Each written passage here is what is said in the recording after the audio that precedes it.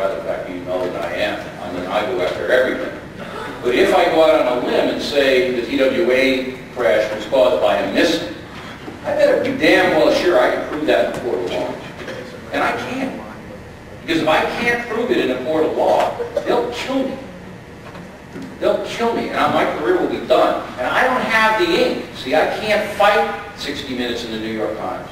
All the New York Times has to say, all Bill Barr has to say, one time is, O'Reilly's a lunatic. That's all he has to say. And that power will label me forever. I got to walk the wire.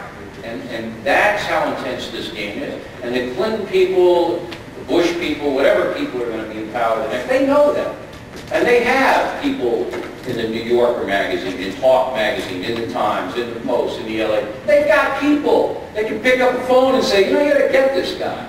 He's there. Look what we got on him. And they'll get him. They'll get him. There's a Dan Rather thing that I presume that's on the tape too soon, or maybe not. It's not. This is something it's a good thing for us to talk about because a lot of people are aware of it. But you know, as an example, you know, of censorship and fabrication. Censorship is not allowing people to know of information, and fabrication is just creating things that do not exist. Right. And you know, the evil dictators of our time, from Hitler to Stalin, used both of them a lot. And in the case of Dan Rather, he was trying to do basically a political hit job on someone, in this case George Bush II, and he used forged documents. Now, when he did this, his document examiner on the show told him, don't use these documents. They appear to be forged. And he ignored him because he wanted, you know, accuracy was not his aim. He wanted to achieve something politically. So he went ahead and used these documents, and they didn't last a day. The American people solved this problem because the forgery was so obvious.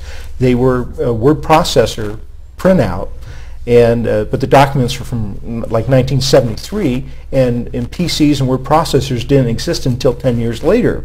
And then CBS and Dan Rather both never really fully accepted responsibility for this. He came up with an absurd claim that there's this one like $3,000 typewriter that IBM had that was just out, and that if someone had used a mill and milled out some of the characters that aren't used much, that they could have welded in a superscripted TH for the 104th, you know, wing of the Air Force. I mean, it's just absolutely absurd. So, and then he was not really fired. He was slowly eased out over 6 months. The other people in the news media didn't demand he be kicked out. So if you had a legitimate news media, that could never happen. In a legitimate news media, he would have been fired the same day. And this was all to make George Bush in this particular case, and then bad. And to me, he had plenty on him. That otherwise they didn't need to fabricate. But there was also a New York Times Jason Blair case. Oh yes, that's very famous. And this guy was caught in college, you know, plagiarizing and just fabricating stories that did not exist. And then he went to work for the New York Times. And he got caught about 10 times, right. and the public eventually forced the Times to have him fired, and he was fired.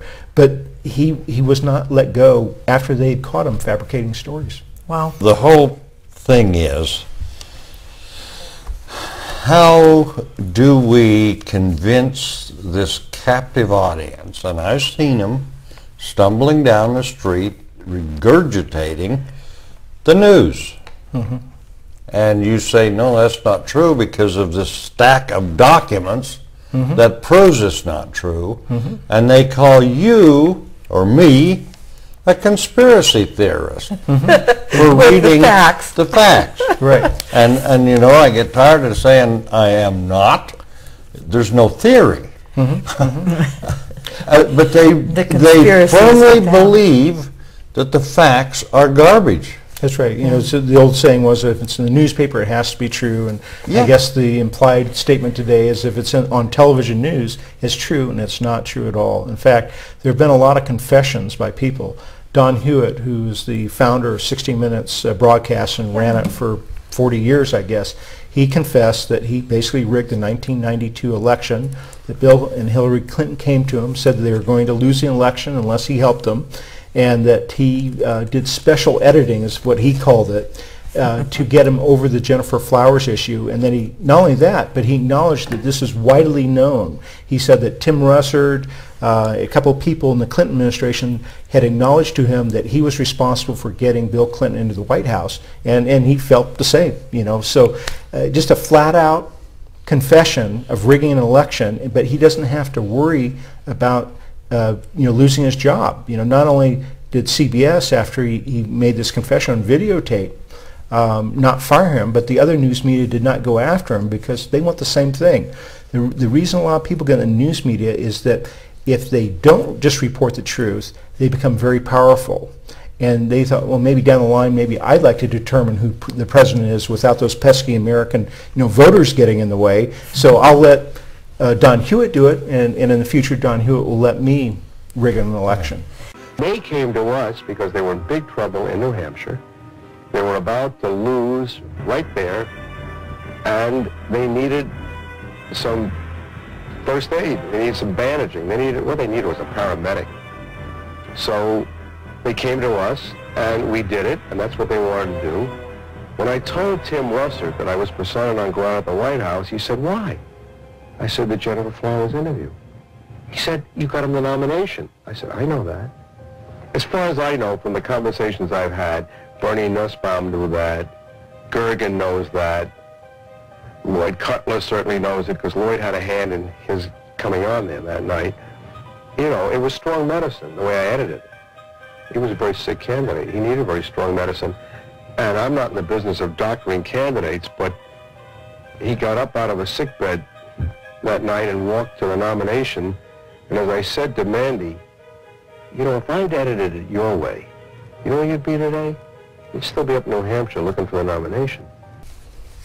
So they've been fabricating different things. One of the things that they did, the clip that I'd seen, was a clip of Bill Clinton and Hillary, and they were being interviewed. It's rather amazing. And they must have had gonna have to answer something uncomfortable, right, or whatever. Sure. And all of a sudden, the lights, the camera, all kinds of things happened. But what was very interesting about this clip, that I guess went out over the networks, was it had to be a setup because the cameras were strategically set to capture the event. It had to be a staged event, and the cameras just don't get in those positions. Yes, because of your experience here, Juanita. Right.